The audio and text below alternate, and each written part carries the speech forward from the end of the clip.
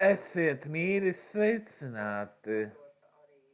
Šodien ir pēdējā diena, kad es ņemu pauzi no Windows gameplayiem. Atcerieties, ka pirms 3 mēnešiem gandrīz vai notika pēdējie Windows gameplay, pirms es ņemu pauzi no 2. janvāra.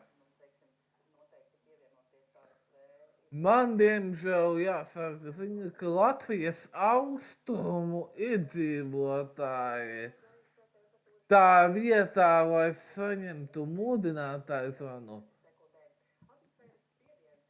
saņēma šūnu apraides ziņu. Es jau vairākos postos mēģināšu atgādināt, ka šūnu apraidi Androidā var izslēgt manuāli, bet kā izslēgt šūnu apraidi uz iOS, man nav ne mazākās nojausmas. Tā kā es neesmu draugos ar iOS, man nav 100 punktu zināšanas, kā atslēgt šūnu apraidi no tām. Jā. Aprakstā varbūt atstājuši tie, kuri vēlas izslēgt šūnu apraidi, izmantojot Android.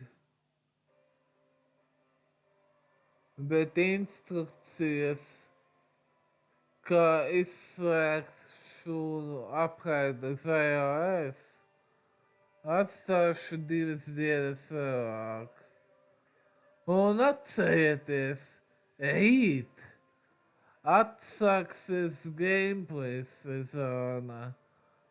Tas nozīmē, ka atsāksies arī ieplānoto gameplay publicēšana. Līdz ar to jums būs vairāk iespēju skatīties. Jā.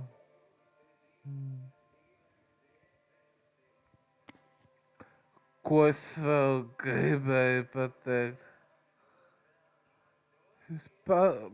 Pagājušajā nedēļā es pasūtīju SATA SSD un gaidu to brīdi, kad es saņemšu. Ne caur Baltic Data, bet gan caur RD Electronics.